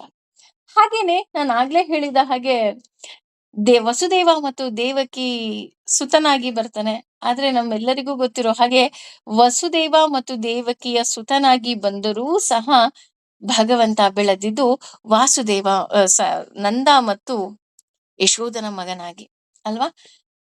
ನಂದ ಮತ್ತು ಯಶೋದನ ಮಗನಾಗಿ ಬೆಳಿಬೇಕಾದ್ರೆ ಅಲ್ಲಿಗೆ ಗರ್ಗ ಮಹರ್ಷಿಗಳು ಒಮ್ಮೆ ಬರ್ತಾರೆ. ಗರ್ಗ ಮಹರ್ಷಿಗಳು ಬಂದಾಗ ನಂದ ಕೇಳ್ತಾರೆ, ದಯವಿಟ್ಟು ನನ್ನ ಮಗನಿಗೆ ಒಂದು ಹೆಸರಿಡಿ ಅಂತ. ಆಗ ಗರ್ಗ ಮಹರ್ಷಿಗಳು ಅವನನ್ನ ಎತ್ಕೊಂಡಿದ ತಕ್ಷಣ, ನೋಡಿದ ತಕ್ಷಣ ಅವ್ರಿಗೆ ಗೊತ್ತಾಗತ್ತೆ ಇದು ಭಗವಂತನ ಅವತಾರ ಅಂತ. ಆಗ ಭಗವಂತನಿಗೆ ಹೇಳ್ತಾರೆ, ನಾನ್ ನಿನಗೇನ್ ಹೆಸರಿಡ್ಲಿ? ಬಿಕಾಸ್ ನಾವು ಈಗ ಒಂದು ಮಗು ಹುಟ್ಟಿತು ಅಂದ ತಕ್ಷಣ ಅದಕ್ಕೊಂದು ನಾಮಕರಣ ಅನ್ನೋ ಒಂದು ಸಂಸ್ಕಾರವನ್ನ ಕೊಡ್ತೀವಿ, ಒಂದು ಹೆಸರನ್ನ ಇಡ್ತೀವಿ. ಆದ್ರೆ ಪ್ರಪಂಚದಲ್ಲಿ ಇರುವ ಎಲ್ಲಾ ನಾಮಗಳೂ ಸಹ ಅವನದೇ ಆಗಿರೋದ್ರಿಂದ ಅವನಿಗೆ ಯಾವ ನಾಮವನ್ನ ಇಟ್ಟು ಕರೆಯೋದಿಕ್ಕೆ ಸಾಧ್ಯ? ಆಗ ಗರ್ಗ ಮಹರ್ಷಿಗಳು ಹೇಳ್ತಾರ, ನೋಡು, ನಾನು ನಿನಗೆ ಯಾವುದೋ ಹೊಸ ಹೆಸರನ್ನ ಇಡ್ತಾ ಇಲ್ಲ, ನಿನ್ನ ಹೆಸರನ್ನೇ ನಿನಗೆ ನಾನು ಜ್ಞಾಪಿಸ್ತಾ ಇದ್ದೇನೆ ಅಂತ ಹೇಳ್ಬಿಟ್ಟು ಕೃಷ್ಣ ಅಂತ ಹೆಸರಿಡ್ತಾರೆ. ಹಾಗೆ ಈ ಪದವನ್ನ ನಾವು ಒಡೆದಾಗ ಕೃಷಿ ಪ್ಲಸ್ ನ ಕೃಷ್ಣ ಅಂತ ಬರುತ್ತೆ. ಕೃಷಿ ಅಂದ್ರೆ ಭೂಮಿ, ನ ಅಂದ್ರೆ ಬಲ ಅಥವಾ ಆನಂದ. ಆದ್ದರಿಂದ ಕೃಷ್ಣ ಅಂದ್ರೆ ಧರ್ಮವನ್ನ ಬಲಪಡಿಸಲು ಭೂಮಿಗೆ ಅವತರಿಸಿದ ಆನಂದ ಸ್ವರೂಪ ಭಗವಂತ. ಅವನು ಕೃಷ್ಣಾವತಾರದಲ್ಲಿ ಸದಾ ಆನಂದವಾಗೇ ಇರ್ತಾನೆ. ಅವನು ಎಲ್ಲೂ ಅಳೋದಿಲ್ಲ, ಎಲ್ಲೂ ಬೇಜಾರು ಮಾಡ್ಕೊಳ್ಳೋದಿಲ್ಲ, ಸದಾ ನಗ್ತಾ ಇರ್ತಾನೆ. ಆದ್ರೆ ಅದು ಕೇವಲ ನಮ್ಮ ಒಳಿತಿಗಾಗಿ. ಏಕೆಂದ್ರೆ ಭಗವಂತ ಜ್ಞಾನಾನಂದ ಸ್ವರೂಪ. ಹಾಗಾಗಿ ಆತ ನಗುವ ಸಂಕೇತವಾಗಿ ಇರ್ತಾನೆ. ನಾವೇನ್ ಮಾಡ್ತೀವಿ, ಒಂದ್ ಸ್ವಲ್ಪ ಏನಾದ್ರು ಆದ ತಕ್ಷಣ ಬೇಜಾರು ಮಾಡ್ಕೊಂಡ್ಬಿಡ್ತೀವಿ ಅಲ್ವಾ? ಅಯ್ಯೋ ಯಾಕಪ್ಪ ನನ್ ಜೀವನದಲ್ಲಿ ಹೀಗಾಯ್ತು. ಆದ್ರೆ ಭಗವಂತ ಹಾಗಲ್ಲ, ಸಂತೋಷವಾಗಿ ಆನಂದವಾಗಿರ್ತಾನಂತ. ಇದಕ್ಕೆ ಕತೆ ಹೇಳಿದ್ನ ನಂಗೆ ನೆನ್ಪಿಲ್ಲ, ಬಟ್ ಭಗವಂತ ಹಾಗೆ ಆನಂದವಾಗಿರೋದಿಕ್ಕೆ ಕಾರಣ ಅವನು ಸದಾ ಅವನ ಮನಸ್ಸನ್ನ ಪ್ರೀತಿಯ ಕಡೆ ಜಾರಿಸಿದ್ದು ಅಂತಲೂ ಸಹ ಉಲ್ಲೇಖ ಬರ್ತಾ ಹೋಗುತ್ತೆ. ಹಾಗಾಗಿ ಆತ ಸದಾ ಸಂತೋಷವಾಗಿ ಇರ್ತಾನೆ. ಲೋಹಿತಾಕ್ಷ ಅಂದ್ರೆ ಲೋಕ ಪ್ಲಸ್ ಹಿತ ಪ್ಲಸ್ ಅಕ್ಷ. ಅಂದ್ರೆ ಲೋಕದ ಹಿತಕ್ಕಾಗಿ ಭಕ್ತರ ಮನೋಭಿಲಾಷೆಯನ್ನ ಮನೋಭಿಲಾಷೆ ಪೂರ್ತಿಗಾಗಿ ತಾವರೆಯಂತಹ ಅರಳುಗಣ್ಣುಳ್ಳಂತಹ ಅರ್ಥ ಅಂತ ಬರ್ತಾ ಹೋಗುತ್ತೆ. ಅಂದ್ರೆ ಇಲ್ಲಿ ಭಗವಂತ ಯಾಕಪ್ಪ ಹೀಗೆ ನಮ್ಮೆಲ್ಲ ಆಸೆಗಳನ್ನ ಪೂರೈಸ್ತಾ ಹೋಗ್ತಾನೆ ಅಂತ ಅಂದ್ರೆ, ಅವನು ಒಂದು ನಮ್ಮಿಂದ ಧರ್ಮ ಸ್ಥಾಪನೆಯನ್ನ ಮಾಡಿಸ್ಬೇಕಾಗಿರುತ್ತೆ. ಫಾರ್ ಎಕ್ಸಾಂಪಲ್, ಅರ್ಜುನನ ಒಳಗಿದ್ದು ಆತ ಧರ್ಮ ಸ್ಥಾಪನೆಯನ್ನ ಮಾಡ್ತಾನೆ. ಹಾಗೇನೆ ಆತ ಪ್ರತಿಯೊಬ್ಬರ ಒಳಗೂ ಸಹ ಇದ್ದು ನಮ್ಮಿಂದ ಯಾವ ಕೆಲಸ ಕಾರ್ಯಗಳು ಆಗ್ಬೇಕಾಗಿದೆಯೋ ಆ ಎಲ್ಲ ಕೆಲಸ ಕಾರ್ಯಗಳನ್ನ ಮಾಡಿಸ್ತಾ ಹೋಗ್ತಾನೆ. ಹಾಗಾಗಿ ಆತ ಲೋಹಿತಾಕ್ಷ ಅಂತ ನಾವಿಲ್ಲಿ ಹೇಳ್ತಾ ಹೋಗ್ತೀವಿ. ಇನ್ನು ಪ್ರತರ್ಧನ ಅನ್ನೋದು ಒಂದು ರೀತಿಯಾದಂತಹ ಶಾರ್ಟ್ ಹ್ಯಾಂಡ್ ಅಂತ ನಮ್ ಮೊದ್ಲಿತ್ತು. ಆ ತರ ಇದು ಪ್ರತರ್ಧನ ಅನ್ನೋದು ಒಂದು ಶಾರ್ಟ್ ಹ್ಯಾಂಡ್ ಇದ್ದಾಗೆ. ಅಂದ್ರೆ ಸಂಕ್ಷಿಪ್ತ ಪದ ಅಂತ ಹೇಳ್ತಾರೆ. ಇದರಲ್ಲಿ ಏನಪ್ಪಾ ಅಂತಹ ಸಂಕ್ಷಿಪ್ತ ಪದ ಇದೆ ಅಂತ ನೋಡೋದಾದ್ರೆ, ಇದನ್ನ 2 ರೀತಿ ವಿಭಜನೆ ಮಾಡ್ತಾ ಹೋಗ್ತಾರೆ. ಒಂದು ಪ್ರ ಪ್ಲಸ್ ದರ್ದನ, ಇನ್ನೊಂದು ಪ್ರ ಪ್ಲಸ್ ದರ್ದ ಪ್ಲಸ್ ನಯತಿ ಅಂತ. ಪ್ರ ಪ್ಲಸ್ ದರ್ದನ ಅಂದ್ರೆ ಇಲ್ಲಿ ಪ್ರ ಅಂದ್ರೆ ಪ್ರತ್ಕೃಷ್ಟರು ಅನ್ನುವ ಅರ್ಥದ ಸಂಕ್ಷಿಪ್ತ. ಪ್ರತರ್ಧನ ಅಂದ್ರೆ ಪ್ರತ್ಕೃಷ್ಟರಿಗೆ ಹಿಂಸೆ ಕೊಡುವ ದುಷ್ಟ ಶಕ್ತಿಗಳನ್ನ ನಿರ್ಮೂಲ ಮಾಡುವವನು ಅನ್ನೋ ಅರ್ಥ ಬರ್ತಾ ಹೋಗುತ್ತೆ. ಅಂದ್ರೆ ಕೆಲವೊಮ್ಮೆ ನಾವೇನ್ ಅನ್ಕೊಂತೀವಿ, ನಮ್ಗ್ ಯಾರೋ ಏನೋ ಮಾಡ್ತಾ ಇದಾರಪ್ಪ, ನಮಗೊಂದು ಒಳ್ಳೆ ಪಾಸಿಟಿವ್ ಎನರ್ಜಿನೇ ಬರ್ತಿಲ್ಲ ಅಂತ ಅಂದ್ರೆ ನಾವು ಯೋಚನೆನೇ ಮಾಡ್ಬಾರ್ದು. ನಾವು ಒಂದು ಬಾರಿ ಭಗವಂತನನ್ನ ಜ್ಞಾಪಿಸ್ಕೋಬೇಕು. ಯಾಕೆ ಅಂದ್ರೆ ಅಂತಹ ಸಂದರ್ಭದಲ್ಲಿ ಭಗವಂತ ನಮ್ಮ ಬೆನ್ನು ಹಿಂದೆ ನಿಂತು ನಮ್ಮನ್ನ ಕಾಪಾಡ್ತಾ ಹೋಗ್ತಾನೆ. ಇನ್ನೊಂದು ಪ್ಲಾ ಪ್ರ ಪ್ಲಸ್ ದರ್ದ ಪ್ಲಸ್ ನಯತಿ ಅಂತ ಅಂದ್ರೆ, ಪ್ರ ಅಂದ್ರೆ ಇಲ್ಲಿ ಪ್ರಹ್ಲಾದ ಅನ್ನುವಂತಹ ಅರ್ಥ ಬರ್ತಾ ಹೋಗುತ್ತೆ. ದರ್ದ ಅಂದ್ರೆ ಹಿಂಸೆ, ನಯತಿ ಅಂದ್ರೆ ಹೋಗಲಾಡಿಸಿದವನು ಅಂತ. ಅಂದ್ರೆ ಪ್ರಹ್ಲಾದನಿಗೆ ಹಿಂಸೆ ಕೊಟ್ಟಂತಹ ಹಿರಣ್ಯಕಶಿಪುವನ್ನ ವರ್ಧಿಸಿದ ಹಾಗೂ ಕಷ್ಟಗಳನ್ನ ಬಗೆಹರಿಸಿ ಅವನನ್ನ ಉದ್ಧಾರ ಮಾಡಿದಂತಹ ಭಗವಂತ ಪ್ರತರ್ಧನ ಅಂದ್ರೆ ನಾರಸಿಂಹನ ಅವತಾರ ನಮ್ಮ ಕಣ್ಣು ಮುಂದೆ ಬರ್ತಾ ಹೋಗುತ್ತೆ. ಯಾಕೆಂದ್ರೆ ಆ ನರಸಿಂಹನ ಅವತಾರದಲ್ಲಿ ಆತ ಬಂದಿದ್ದೇ ಪ್ರಹ್ಲಾದನ ರಕ್ಷಣೆಗಾಗಿ. ಹಾಗಾಗಿ ಇಲ್ಲಿ ಪ್ರತರ್ಧನ ಅಂತ ಅಂದ್ರೆ ಪ್ರಹ್ಲಾದನ ಹಿಂಸೆ ಕೊಡುತ್ತಿದ್ದಂತಹ ಹಿರಣ್ಯಕಶಿಪುವನ್ನ ಸಂಹಾರ ಮಾಡಲು ಬಂದಂತಹ ಭಗವಂತ ಅನ್ನುವಂತಹ ಅರ್ಥ ಬರ್ತಾ ಹೋಗುತ್ತೆ. ಇನ್ನು ಪ್ರಭೂತಃ ಅಂತ ಅಂದ್ರೆ ಭೂಮ ಅಂದ್ರೆ ಪರಿಪೂರ್ಣತೆ, ಪ್ರಭೂತಿ ಅಂತ ಅಂದ್ರೆ ಭೂತಿಗಳಲ್ಲಿ ಪ್ರತ್ಕೃಷ್ಟವಾದಂತಹ ಸ್ಥಿತಿ ಪ್ರಭೂತ. ಅಂದ್ರೆ ಪರಿಪೂರ್ಣವಾದ ಆನಂದ ಸ್ವರೂಪ ಭಗವಂತ, ಗುಣಗಳಿಂದ ತುಂಬಿ ತುಳುಕುತ್ತಿರುವ ಭಗವಂತ ಅಂತ.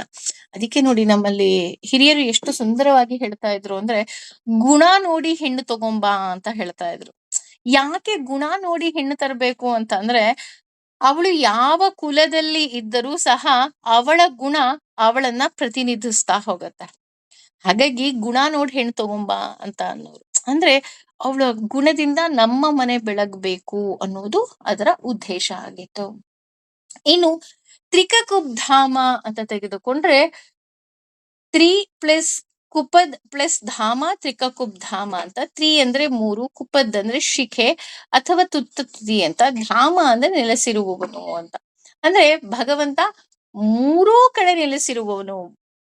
ಹೇಳ್ತಾರಲ್ಲ, ಭೂಪಾದವು ಯಸ್ಯ ನಾಭಿರ್ವಿಯ ದಸರ ನಿಲಶ್ಚಂದ್ರ ಸೂರ್ಯೋಚ್ಚ ನೇತ್ರ ಅಂತ. ಆ ರೀತಿ ಆತ 3 ಹೆಜ್ಜೆಯನ್ನ ಅಳಿದವನು ಆತ, ಹಾಗೂ 3 ಲೋಕದಲ್ಲೂ ಆತ ವಿಸ್ತಾರಗೊಂಡವನು. ಹಾಗೇನೆ ಓಂಕಾರದಲ್ಲಿ ಸನ್ನಿಹಿತವಾಗಿರುವಂತಹ ಅಕಾರ ಉಕಾರ ಮಕಾರದಲ್ಲಿ ಸನ್ನಿಹಿತನಾಗಿರುವವನು. ಈ ಅಕಾರ ಉಕಾರ ಮಕಾರ ಏನಿದೆ, ಇದು ಗಾಯತ್ರಿ ಮಂತ್ರದಲ್ಲಿರುವಂತಹ ಭೂರ್ ಭುವ ಸ್ವಹ ಅಂತ ನಾವೇನ್ ಹೇಳ್ತಾ ಹೋಗ್ತೀವಿ, ಅದೇ ಅರ್ಥವನ್ನ ಇಲ್ಲಿ ಕೊಡ್ತಾ ಹೋಗತ್ತೆ. ಹಾಗಾಗಿ ಅದನ್ನ ಎಷ್ಟು ಸುಂದರವಾಗಿ ಹೇಳ್ತಾ ಹೋಗ್ತಾರಲ್ವಾ. ಭೂರ್ಭುವಸ್ವಃ ತಸ್ಯ ವಿತುರ್ವರೆಣ್ಯಂ ಭರ್ಗೋ ದೇವಸ್ಯ ಧೀಮಹಿ ಧಿಯೋ ಯೋ ನಃ ಪ್ರಚೋದಯಾತ್. ಅಂದ್ರೆ 3 ವರ್ತಮಾನ ಕಾಲ, ಭವಿಷ್ಯತ್ ಕಾಲ ಹಾಗೂ ಭೂತಕಾಲ, 3 ಕಾಲದಲ್ಲೂ ಇರುವಂತಹ ಭಗವಂತ. 3 ಕಾಲದ ಬಗ್ಗೆ ಅರಿವಿರುವ ಭಗವಂತ. ನಮಗ್ ಗೊತ್ತಿಲ್ಲ, ನಮಗ್ ಗೊತ್ತಿರೋದು ಪಾಸ್ಟ್ ಬಗ್ಗೆ ಗೊತ್ತು, ಪ್ರೆಸೆಂಟ್ ಬಗ್ಗೆ ಗೊತ್ತು. ಆದ್ರೆ ಭವಿಷ್ಯದ ಬಗ್ಗೆ ಗೊತ್ತಾ ಅಂತ ನೋಡೋದಿದ್ರೆ ಖಂಡಿತ ಇಲ್ಲ. ಭಗವಂತ ಅದನ್ನ ಹೇಳ್ತಾ ಹೋಗ್ತಾನೆ. ಹಾಗೇನೆ ಒಟ್ಟಿನಲ್ಲಿ ಹೇಳೋದಾದ್ರೆ, ತ್ರಿಮೂರ್ತಿ ರೂಪದಲ್ಲಿ ಸಮಸ್ತ ಶಬ್ದ ಭಂಡಾರ ಮತ್ತು ಸಮಸ್ತ ಶಾಸ್ತ್ರಗಳ ವಾಚ್ಯನಾಗಿರುವಂತಹ ಭಗವಂತನನ್ನ ನಾವಿಲ್ಲಿ ತ್ರಿಕಕುಬ್ಧಾಮ ಅಂತ ನಾವಿಲ್ಲಿ ಹೇಳ್ತಾ ಹೋಗ್ತೀವಿ. ಇನ್ನು ಪವಿತ್ರಂ ಅಂತ ಅಂದ್ರೆ, ಈ ದೇಹದಿಂದ ಭಗವಂತ ಹೊರಟು ಹೋದ್ಮೇಲೆ ಈ ದೇಹ ಅಪವಿತ್ರವಾಗೋಗ್ಬಿಡತ್ತೆ ಅಲ್ವಾ. ಇದು ನಮ್ಮೆಲ್ಲರಿಗೂ ಗೊತ್ತಿರುವಂತಹ ಕಟು ಸತ್ಯ. ನಮ್ಮವರೇ ನಮ್ಮನ್ನೇನ್ ಮಾಡ್ತಾರೆ, ಮುಟ್ಬಿಟ್ಟು ನಮ್ಮ ಸ್ನಾನ ಮಾಡ್ಕೊಂಡ್ಬಿಡ್ತಾರೆ. ಆದ್ರೆ ಭಗವಂತ ಈ ದೇಹದಲ್ಲಿ ಇದ್ರೆ ಆ ದೇಹಕ್ಕೆ ಒಂದು ಹೆಸರು.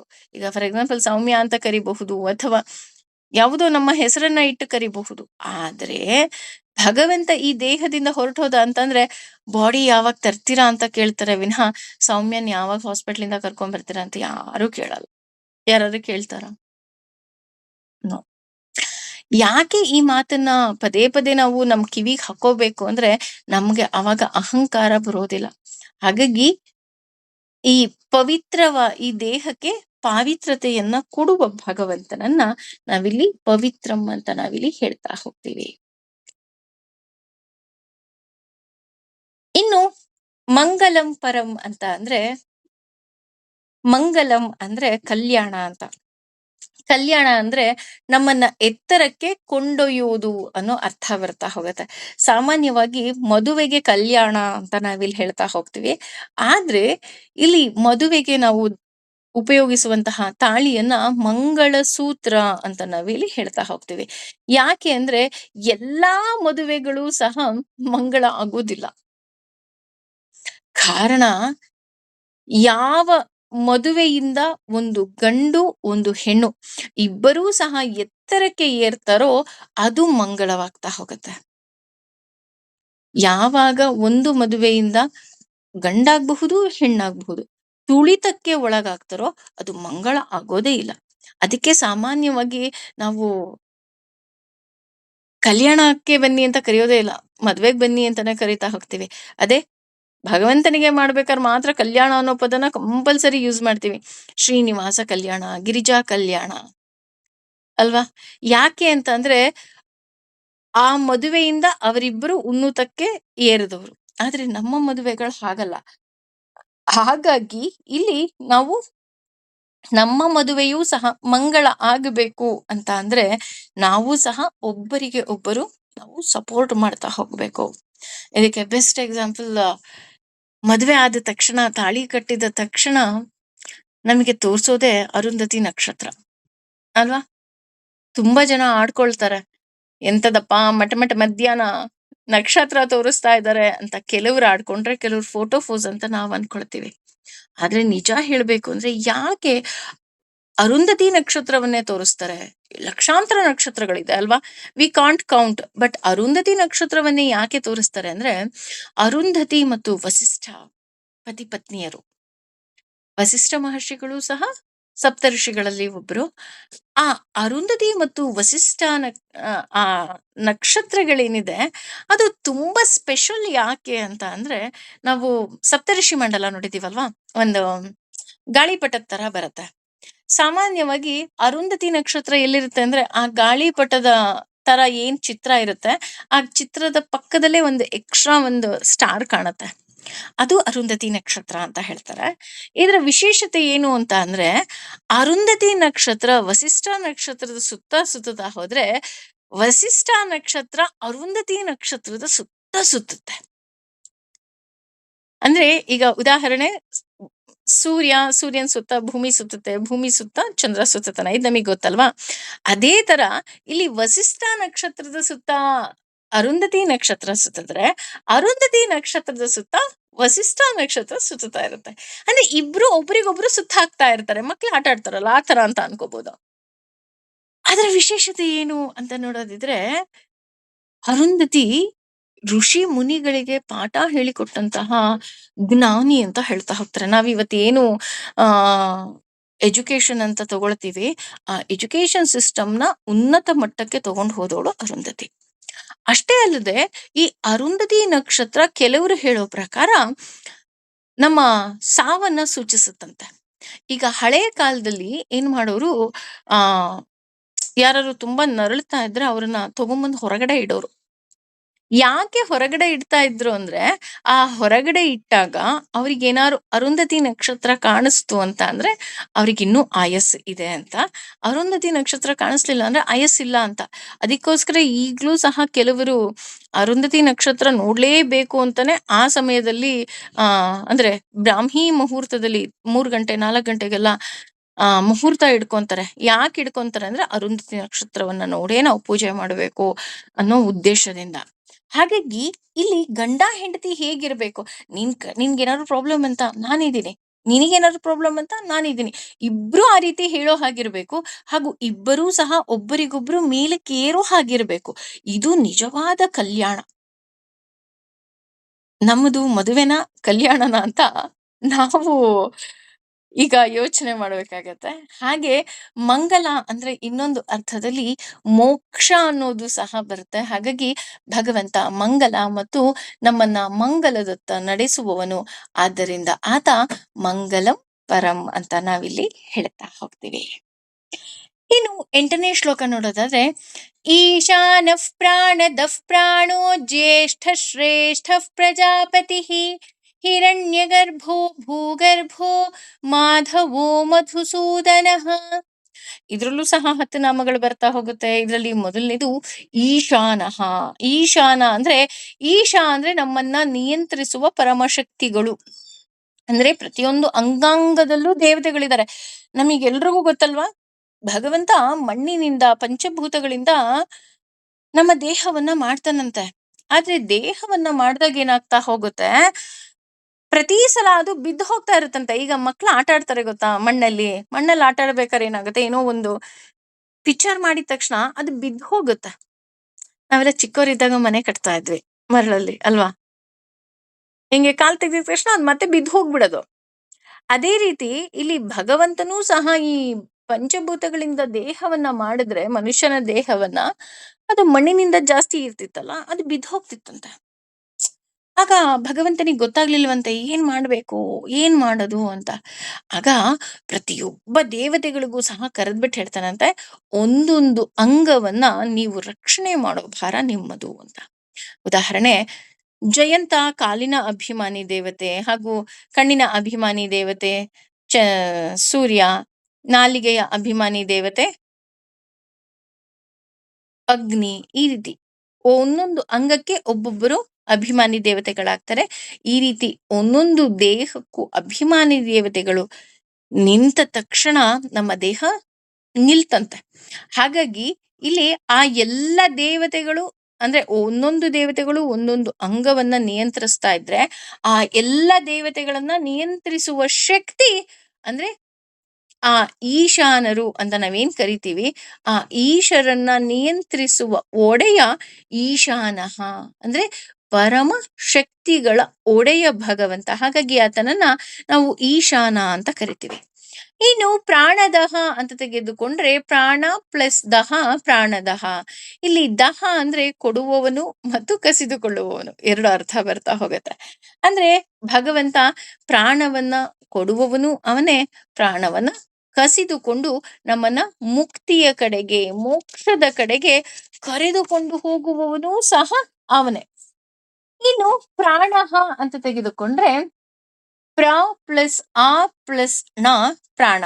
ಇಲ್ಲಿ ಅಂದ್ರೆ ಪ್ರತ್ಕೃಷ್ಟವಾದ ಅಂದ್ರೆ ದುಃಖದ ಸ್ಪರ್ಶವಿಲ್ಲದ ನಿರ್ದಿಷ್ಟವಾದ, ಆ ಅಂದ್ರೆ ಪರಿಪೂರ್ಣನಾದ, ನ ಅಂದ್ರೆ ಆನಂದಮಯನಾದ ಅನ್ನೋ ಅರ್ಥ ಬರುತ್ತೆ. ಆದ್ದರಿಂದ ಭಗವಂತ ಪ್ರಾಣಃ. ಅಂದ್ರೆ ಇಲ್ಲಿ ಅಣ ಅಂದ್ರೆ ಇನ್ನೊಂದು ಅರ್ಥ ವಾಗ್ದೇವಿ ಅನ್ನೋ ಅರ್ಥನೂ ಬರ್ತಾ ಹೋಗುತ್ತೆ. ಎಲ್ಲ ವೇದವಾಣಿಗಳಲ್ಲಿ ಸನ್ನಿಹಿತನಾಗಿ ಜಗತ್ತಿನ ಎಲ್ಲ ಚೇಷ್ಟೆಗಳನ್ನ ನಿಯಂತ್ರಿಸುತ್ತಿರುವ ಭಗವಂತನನ್ನ ನಾವು ಪ್ರಾಣಃ ಅಂತ ನಾವಿಲ್ಲಿ ಕರಿತಾ ಹೋಗ್ತೀವಿ. ಇನ್ನು ಜ್ಯೇಷ್ಠ ಅಂತ ತೆಗೆದುಕೊಂಡ್ರೆ ಜ್ಯೇಷ್ಠ ಅಂದ್ರೆ ಹಿರಿಯ, ಎಲ್ಲಾ ಪ್ರಾಣ ತತ್ವಗಳನ್ನ ಸೃಷ್ಟಿ ಮಾಡಿ ನಿಯಂತ್ರಿಸುವ ಭಗವಂತ ಜ್ಯೇಷ್ಠ. ನಾನು ಹೇಳದ್ನಲ್ಲ, ಎಲ್ಲರನ್ನ ಕೇವಲ ಒಬ್ರು ಇಬ್ರು ಅಲ್ಲ, ಇಡೀ ಸಮಸ್ತ ವಿಶ್ವವನ್ನ ನಿಯಂತ್ರಣ ಮಾಡುತ್ತಿರೋ ಶಕ್ತಿ ಭಗವಂತ. ಹಾಗಾಗಿ ಆತ ಜ್ಯೇಷ್ಠ. ಇನ್ನು ಶ್ರೇಷ್ಠ ಅಂತ ತೆಗೆದುಕೊಂಡ್ರೆ ಶ್ರೇಷ್ಠತೆ ಮನಸ್ಸಿನಿಂದ ಬರುವುದಿಲ್ಲ ಅಥವಾ ವಯಸ್ಸಿನಿಂದ ಬರುವುದು ಸಹ ಅಲ್ಲ. ಇಲ್ಲಿ ಶ್ರೇಷ್ಠತೆ ಬರೋದು ಜ್ಞಾನದಲ್ಲಿ ಶ್ರೇಷ್ಠರು, ಕೆಲವರು ಜ್ಞಾನದಲ್ಲಿ ಶ್ರೇಷ್ಠರು, ಕೆಲವರು ಹಣದಲ್ಲಿ ಶ್ರೇಷ್ಠರು, ಇನ್ನು ಕೆಲವರು ಬಲದಲ್ಲಿ ಶ್ರೇಷ್ಠರು. ಈ ರೀತಿ ಎಲ್ಲಾ ಶ್ರೇಷ್ಠತೆಯನ್ನ ವಿಶಿಷ್ಟತೆಗಳನ್ನ ಕೊಡುವ ಭಗವಂತ ಅಂದ್ರೆ ಅವನು ನಮಗೆ ದಯ ಪಾಲಿಸ್ತಾ ಹೋಗ್ತಾನೆ. ಹಾಗಾಗಿ ಎಲ್ಲವನ್ನ ದಯ ಪಾಲಿಸುವ ತಂದೆ ಆತನಾಗಿರೋದ್ರಿಂದ ಆತ ಶ್ರೇಷ್ಠ. ನಮ್ಗಿವತ್ತು ಜ್ಞಾನ ಇರ್ಬೋದು, ಯಾರಿಂದ ಬಂತು? ಅವನಿಂದ. ಇವತ್ತು ನಮ್ಮ ಬಳಿ ಹಣ ಇರಬಹುದು, ಜನ ಬೆಂಬಲ ಇರಬಹುದು, ಯಾವುದೇ ಇದ್ರೂ ಸಹ ಅದು ಬರೋದು ಭಗವಂತನ ದಯೆಯಿಂದ ಮಾತ್ರ. ಹಾಗಾಗಿ ಭಗವಂತನಿಗೆ ನಾವು ಎಷ್ಟು ಕೃತಜ್ಞತೆ ಹೇಳಿದ್ರು ಕಮ್ಮಿ. ಭಗವಂತ ನೀನ್ ನನ್ನನ್ನ ಕಾಪಾಡ್ತಾ ಇದೀಯ, ಥ್ಯಾಂಕ್ ಯು ಸೋ ಮಚ್. ಯಾವ ಒಂದು ಚಿಕ್ಕ ಸಂದರ್ಭವನ್ನು ಬಿಡಬಾರ್ದಂತೆ ಭಗವಂತನಿಗೆ ಥ್ಯಾಂಕ್ ಯು ಹೇಳೋದು. ಪ್ರತಿ ಹೆಜ್ಜೆ ಹೆಜ್ಜೆ ಹೆಜ್ಜೆಗೆ ಥ್ಯಾಂಕ್ ಯು ಹೇಳಬೇಕು. ಅದಕ್ಕೆ ನೋಡಿ ನಮ್ಮ ಹಿರಿಯರು ಎಷ್ಟು ಸುಂದರ ಅಂತ ಅಂದ್ರೆ, ಎಲ್ಲಾರು ಹೊರಗಡೆ ಹೋಗ್ಬೇಕಾದ್ರೆ ಫಸ್ಟ್ ದೀಪ ಹಚ್ಬಿಟ್ಟು ಹೋಗೋರು. ಬರ್ತಿದ್ದ ಹಾಗೂನು ಫಸ್ಟ್ ಕೈಕಾಲು ತೊಳ್ಕೊಂಡು ಭಗವಂತನಿಗೆ ದೀಪ ಹಚ್ಚೋರು. ಯಾಕೆಂದ್ರೆ ಭಗವಂತ ವಾಪಸ್ಸು ಆರಾಮಾಗಿ ನಮ್ಮನ್ನು ಕರೆಸ್ಕೊಂಡಿದ್ಯಲ್ಲಪ್ಪ ಅಂತ. ಹಾಗಾಗಿ ಆತ ಶ್ರೇಷ್ಠ. ಇನ್ನು ಪ್ರಜಾಪತಿ ಅಂತ ಅಂದ್ರೆ ಚತುರ್ಮುಖನಿಗೂ ಸಹ ಪ್ರಜಾಪತಿ ಅನ್ನೋ ಹೆಸರಿದೆ. ಅಂತಹ ಪ್ರಜಾಪತಿಯ ಒಳಗಿದ್ದು ಸಮಸ್ತ ಜೀವಕೋಟಿಗಳನ್ನ ಪಾಲನೆ ಮಾಡುವಂತಹ ಭಗವಂತನನ್ನ ಪ್ರಜಾಪತಿ ಅಂತ ನಾವಿಲ್ಲಿ ಕರೀತಾ ಹೋಗ್ತೇವೆ. ಇನ್ನು ಹಿರಣ್ಯ ಗರ್ಭ ಅಂತ ತೆಗೆದುಕೊಂಡ್ರೆ ಇಲ್ಲಿ ಹಿರಣ್ಯ ಅಂದ್ರೆ ಚಿನ್ನ ಅಥವಾ ಬಂಗಾರ ಅನ್ನೋ ಅರ್ಥ ಬರುತ್ತೆ. ಈ ಹಿಂದೆ ಬ್ರಹ್ಮಾಂಡ ಅಂದ್ರೆ ಕಮಲದ ರೂಪದಲ್ಲಿ ಬ್ರಹ್ಮನ ಆ ಈ ಪ್ರಪಂಚ ಏನಿದೆ, ಈ ಸೃಷ್ಟಿ ಏನಿದೆ, ಇದು ಮೊಟ್ಟೆ ಅಂತ ಹೇಳ್ತಾ ಇದ್ರಂತೆ. ಅಂದ್ರೆ ಅದು ಮೊಟ್ಟೆಯ ಆಕಾರದಲ್ಲಿ ಕಾಣ್ತಾ ಇತ್ತಂತೆ. ಹಾಗಾಗಿ ಈ ಬ್ರಹ್ಮಾಂಡವನ್ನ ತನ್ನ ಉದರದಲ್ಲಿ ನಿರ್ಮಾಣವಾಯಿತು. ಆದ್ದರಿಂದ ನಾಭಿ ಕಮಲ ರೂಪದಲ್ಲಿ ಕಲ್ಪಿಸ್ತಾ ಹೋಗ್ತಾರೆ. ಹಾಗಾಗಿ ಈ ಕಲ್ಪನೆ ಹೇಗೆ ಕಾಣುತ್ತೆ ಅಂದ್ರೆ ಬಂಗಾರದ ಮೊಟ್ಟೆಯ ಹಾಗೆ ಕಾಣುತ್ತೆ. ಹಾಗಾಗಿ ಆತನನ್ನ ಹಿರಣ್ಯ ಗರ್ಭ ಅಂತ ನಾವಿಲ್ಲಿ ಕರಿತಾ ಹೋಗ್ತೀವಿ. ಇನ್ನು ಭೂಗರ್ಭ ಅಂತ ತೆಗೆದುಕೊಂಡ್ರು ಇಲ್ಲಿ ಭೂ ಅನ್ನೋ ಪದಕ್ಕೆ ಪ್ರಕೃತಿ ಅಥವಾ ಭೂಮಿ ಅನ್ನುವ ಅರ್ಥ ಕೊಡ್ತಾ ಹೋಗುತ್ತೆ. ಈ ಪ್ರಕೃತಿಯನ್ನ ಹಾಗೂ ಅದರ ಒಂದು ಭಾಗವಾದ ಭೂಮಿ ತನ್ನ ಒಡಲಲ್ಲಿ ಹೊತ್ತ ಭಗವಂತನನ್ನ ಭೂಗರ್ಭ ಅಂತ ಹೇಳ್ತೀವಿ. ಆದ್ದರಿಂದ ಭಗವಂತ ಭೂಗರ್ಭ. ಇನ್ನು ಮಾಧವ ಅಂತ ತೆಗೆದುಕೊಂಡ್ರೆ ಮಾ ಅಂದ್ರೆ ಮಾತೆ ಲಕ್ಷ್ಮಿ. ಆದ್ದರಿಂದ ಮಾಧವ ಅಂದ್ರೆ ಲಕ್ಷ್ಮೀಪತಿಯಾಗಿರುವಂತಹ ಭಗವಂತ ಮಾಧವ. ಇನ್ನೊಂದು ಅರ್ಥದಲ್ಲಿ ಅಂದ್ರೆ ಜ್ಞಾನ ಕೂಡ ಹೌದು. ಭಗವಂತ ಜ್ಞಾನದ ಒಡೆಯ, ಆದ್ದರಿಂದ ಆತ ಮಾಧವ. ಕೃಷ್ಣಾವತಾರದಲ್ಲಿ ಭಗವಂತ ಮಧು ವಂಶದಲ್ಲಿ ಹುಟ್ಟುತ್ತಾನೆ, ಆದ್ದರಿಂದ ಆತ ಮಾಧವನಾಗ್ತಾನೆ ಅಂತಲೂ ಸಹ ಹೇಳ್ತಾ ಹೋಗ್ತಾರೆ. ಇನ್ನು ಮಧುಸೂದನ ಅಂತ ನಾವೇನಾದ್ರೂ ತೆಗೆದುಕೊಂಡ್ರೆ, ಮಧು ಅಂದ್ರೆ ಆ ಎರಡು ಅರ್ಥ ಬರುತ್ತೆ. ಒಂದು ಕಾಮ, ಇನ್ನೊಂದು ಬಯಕೆ, ಇನ್ನೊಂದು ಆನಂದ. ಅಂದ್ರೆ ಇಲ್ಲಿ ಈ ಕಾಮ, ಬಯಕೆ, ಆನಂದವನ್ನ ಕೊಡುವ ಭಗವಂತ ಮಧುಸೂದನ ಅಂತ ಹೇಳ್ತಾ ಹೋಗ್ತಾರೆ. ಇಲ್ಲಿ ಕಾಮ ಅಂದ್ರೆ ಮಧು, ಕ್ರೋಧ ಅಂದ್ರೆ ಕೈತಪ. ಅಂದ್ರೆ ಮಧು ಮತ್ತೆ ಕೈತಪ ಅನ್ನುವ ರಾಕ್ಷಸರನ್ನ ಸಂಹಾರ ಮಾಡಿದಂತಹ ಭಗವಂತ ಮಧುಸೂದನ. ಆದ್ರೆ ಈ ಮಧು ಮತ್ತೆ ಕೈತಪ ಅನ್ನೋ ರಾಕ್ಷಸರು ಇನ್ನೆಲ್ಲೋ ಇಲ್ಲ, ಅದು ನಮ್ಮೊಳಗೆ ಇದೆ. ಆ ಒಳಗಡೆ ಯಾವ ರೂಪದಲ್ಲಿದ್ದಾರಪ್ಪ ಅಂದ್ರೆ ಮಧು ಮತ್ತು ಕೈತಪ. ಅಂದ್ರೆ ಮಧು ಅಂದ್ರೆ ಕಾಮ, ಕೈತಪ ಅಂದ್ರೆ ಕ್ರೋಧ. ಈ ಕಾಮ ಮತ್ತು ಕ್ರೋಧ ಏನಿದೆ, ಇದೇ ನಮ್ಮ ಅತಿ ದೊಡ್ಡ ಶತ್ರು ಅಂತ ಹೇಳ್ತಾ ಹೋಗ್ತಾರೆ. ನೆನೆನೂ ಹೇಳಿದ್ನಲ್ಲ, ಕೋಪವನ್ನ ನಾವು ಕಂಟ್ರೋಲ್ ಮಾಡ್ಕೊಳ್ಳಿಲ್ಲ ಅಂತ ಅಂದ್ರೆ ಅದು ನಮ್ಮನ್ನೇ ಸುಡತ್ತೆ, ಬೇರೆ ಯಾರನ್ನೂ ಸುಡೋದಿಕ್ ಸಾಧ್ಯವೇ ಇಲ್ಲ. ಯಾಕೆ ಅಂತ ಅಂದ್ರೆ, ಈಗ ಬೆಂಕಿಯನ್ನ ನಾನು ಕೈಯಲ್ಲಿ ಹಿಡ್ಕೊಂಡೆ ಅಂತ ಅಂದ್ರೆ ಮೊದ್ಲು ಅದ್ ಎಲ್ಲಿಂದ ಸುಡೋದಿಕ್ಕೆ ಶುರು ಮಾಡುತ್ತೆ? ನನ್ನ ಕೈಯಿಂದನೇ ಸುಡೋದಿಕ್ ಶುರು ಮಾಡೋದು. ಹಾಗೇನೆ ಈ ಕಾಮ ಮತ್ತೆ ಕ್ರೋಧ ಏನಿದೆ, ಇದು ಮಧು ಮತ್ತು ಕೈತಪ ಅನ್ನೋ ರಾಕ್ಷಸರಿದ್ದ ಹಾಗೆ ಮೊದಲು ನಮ್ಮನ್ನ ಸುಡ್ತಾ ಹೋಗುತ್ತೆ. ಇದಕ್ಕೆ ಬೆಸ್ಟ್ ಎಕ್ಸಾಂಪಲ್, ಒಮ್ಮೆ ಬುದ್ಧನಿಗೆ ಒಬ್ಬ ಬೈತಾ ಹೋಗ್ತಾನೆ, ತುಂಬಾ ಬೈತಾನೆ, ತುಂಬಾ ಆಡ್ಕೊಂತಾನೆ. ಆಗ ಅವ್ರ ಶಿಷ್ಯ ಕೇಳ್ತಾನೆ, ಅಲ್ಲ ನೀವ್ ಇಷ್ಟೊಂದು ಅವನು ಕೋಪ ಮಾಡ್ಕೊಳ್ತಾ ಇದ್ದಾನೆ, ನೀವು ಏನು ಮಾತಾಡ್ತಾನೆ ಇಲ್ವಲ್ಲ? ಆಗ ಬುದ್ಧ ಹೇಳ್ತಾರ, ಅವನ್ ಕೋಪನೇ ಸಾಕು ಅವನನ್ನ ಸುಡೋದಕ್ಕೆ, ನಾನ್ ಯಾಕೆ ಮಾತಾಡ್ಲಿ ಅಂತ ಹೇಳ್ತಾರ.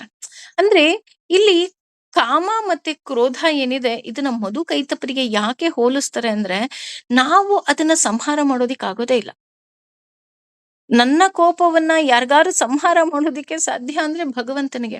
ಅದಕ್ಕೆ ಭಗವಂತನ ಮೊರೆ ಹೋಗ್ಬೇಕು. ಅಯ್ಯೋ ಭಗವಂತ, ನನ್ನ ಈ ಕೋಪವನ್ನ, ಈ ಕಾಮನೆಗಳನ್ನ, ಈ ಬಯಕೆಗಳನ್ನ, ಇವರಿಬ್ರು ಸಹ ಮಧು ಕೈತಪ್ಪ ಅನ್ನೋ ರಾಕ್ಷಸರು ಇದ್ದ ಹಾಗೆ ನನ್ನ ಜೀವನದಲ್ಲಿದಾರಪ್ಪ, ದಯವಿಟ್ಟು ನನ್ನ ಕೋಪವನ್ನ ನೀನು ಕಮ್ಮಿ ಮಾಡು, ಶಮನ ಮಾಡು. ಅದಕ್ಕೆ ಹೇಳೋದು, ಯಾರಾದ್ರು ತುಂಬಾ ಕೋಪ ಮಾಡ್ಕೊಳ್ತಾ ಇದ್ರೆ ನೀನ್ ಹೋಗು ಫಸ್ಟ್ ನಾರಸಿಂಹನನ್ನ ಪೂಜೆ ಮಾಡು ಅಂತ ಹೇಳ್ತಾರೆ.